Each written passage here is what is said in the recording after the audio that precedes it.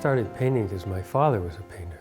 I used to go on painting trips with him from the time I was 11 years old.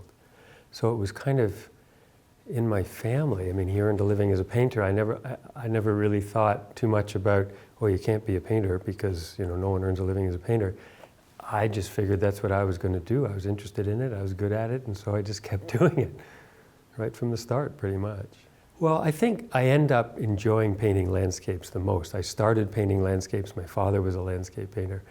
But really, if you're not talking about the pull, the reason of why you're painting, the feeling part, if you just leave that aside for a minute, because obviously that's fundamental also. I think now it doesn't really matter whether it's figures or still life or landscape. There's something about design, about, you know, when you really think about the great paintings of representational paintings of the West, the last several hundred years, it's a design of things that come together that appeal to you. You just respond to them in the same way that you respond to abstract chords of music, and you just go, oh, listen to that. There's certain paintings you just go, whoa, look at that. And I think that's what I respond to, trying to find that beauty in the abstract shapes, the way you find beauty in abstract chords of music, trying to find that thing. It's elusive. I mean, it's not like you can sit down every morning and do one, you know? I mean, some are better than others, there's no question. Some of them, they just, for no reason, they just come together, and it's like, wow. You know, if you look at some of the more complex paintings of 200 years ago, or longer, of Velázquez or somebody like that, you've got a lot of narrative in those paintings, sometimes. And, you know, we have less, largely we have less narrative in our paintings today, I'd say. But I would say that the sense of design, the sense of shape, the way we're being drawn into the drama of that picture plane that holds our attention. I mean, when you think of it, we have, I don't know, you look through a magazine and you're seeing, I don't know, 100 images in 20 minutes.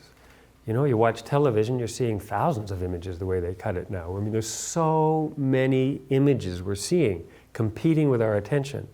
So for you as a landscape painter or as a figurative painter, figurative meaning a representational painting, to hold someone's attention, and even more, hold someone's attention so dramatically they want to buy it, you've got to do something pretty extraordinary in terms of the design.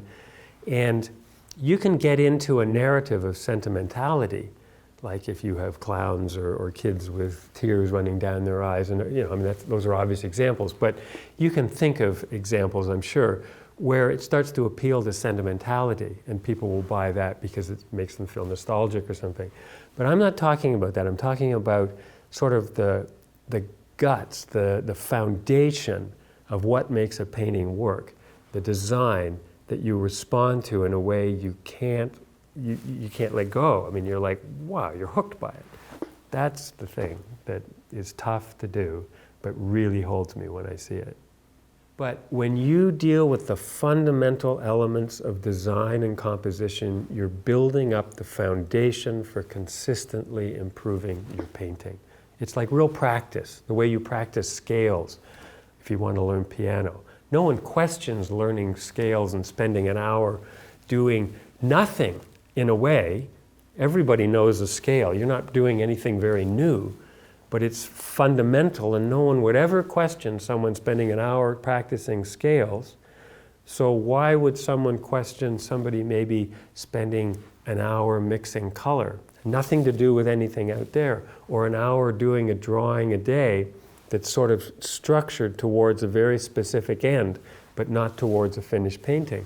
But doing it every day consistently towards something. I mean, we need to practice as painters too. We need to get our chops up, you know.